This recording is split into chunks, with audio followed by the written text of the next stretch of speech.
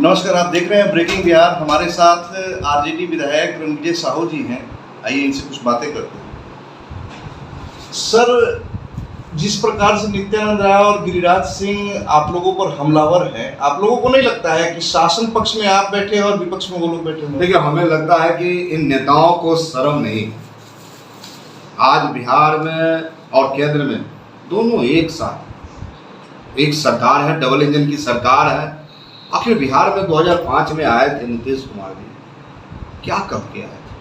सुशासन, विकास के दिन की हवा निकल गई। एक दिन में 3 पुल ढह रहे हैं। लगभग 15 दिन में 1 दर्जन से ज़्यादा पुल स्वाहा हो गया। शर्म लगनी चाहिए, लाज लगनी चाहिए। इन नेताओं को कोई हाया नहीं। और बिहार में अपराधियों का जिस प्रकार से बोलबाला है, आखिर बताइए कौन सुरक्षित है इनके राज्य में? क्या महिला सुरक्षित है? क्या छात्राएं सुरक्षित है? क्या मजदूर सुरक्षित है? क्या किसान सुरक्षित है? हद हो गई जब बिहार सरकार के पूर्व मंत्री के पिताजी इनके राज्य में सुरक्षित नहीं रहते हैं। यानी अपराधियों का इतना मनोबल बढ़ गया है कि अपराधी किसी की हत्या कर दे रहे हैं, घर में घुस की हत्या कर दे रहे हैं, गोली मार दे रहे हैं। आखिर हो क्या रहा है बिहार में? तो राष्ट्रीय जनता दल, जिसका बुनियाद अंबेडकर जी के सोच पर, माननीय जननायक कर्पूरी ठाकुर जी के सोच पर, लालू प्रसाद यादव जी के विचारों पर यह पार्टी का गठन हुआ है, यह पार्टी चुप नहीं बैठ सकती। गरीबों पर जुल्म होगा, यह पार्टी संघर्ष करेगी, सड़कों पर उतरेगी, सड़क से सदन तक हम लड़ाई लड़ेंगे इसका।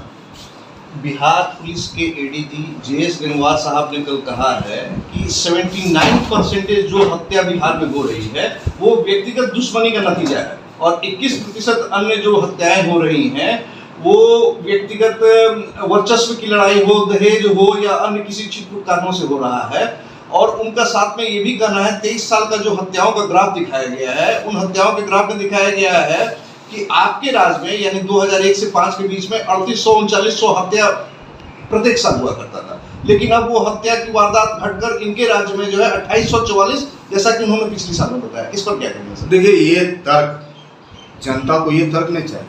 हम आम नागरिक हैं, एक मजदूर भी, किसान भी है। अगर माचिस खरीदता है तो साहब उसका टैक्स भरता है। आपकी जवाबदेही, उनका मौलिक पूरी अधिकार है। जो सरकार का जो व्यवस्था है, जो हमारा संविधान है, आपको साहब सुरक्षा देना है, खाद्य सुरक्षा के माध्यम से उनको अनाज देना है। तमाम ऐसी संवैधानिक व्यवस्था इस देश में, इस राज्य में बना हुआ है। तो आप इससे भाग नहीं सकते हैं कि पहले इतना होता था साहब, आज इतना होता है साहब। ऐसा रोना, शासन आपके हाथ में है, व्यवस्था आपके हाथ में है, आपको जवाबदेही लेनी पड़ेगी। आप जवाबदेही से भाग नहीं सकते हैं। और माननीय नेता प्रतिपक्ष के नेतृत्व में 22 जुलाई से मानसून सत्र है।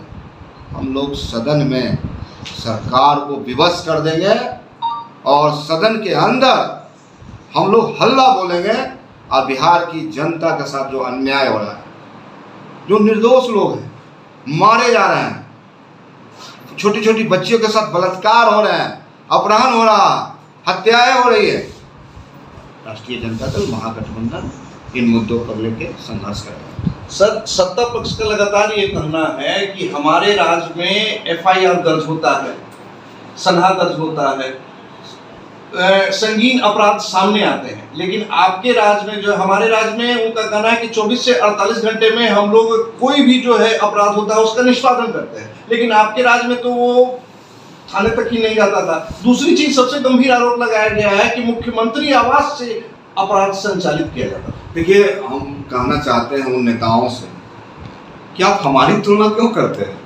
आप अपनी बात क्यों नहीं करते हैं? आपको बिहार की जनता ने सत्ता दी, शासन दी, व्यवस्था दी, वोट दी, आपकी जवाबदेही है ना। अब हमारा नाम लेके बचना क्यों चाहते हैं कि इनके राज्य में इतना होता था साहब, अब मेरा राज्य में इतना ही हो रहा है, माफी दे दीजिए हमको। तो बिहार की जनता महान है, बिहार की जनता बुद्धिजीवी है, बिहार की जनता पाई का हिसाब लेना जानती है। और 2025 नजदीक है, 2025 में ऐसे नेताओं को बोलती बंद हो जाएगी।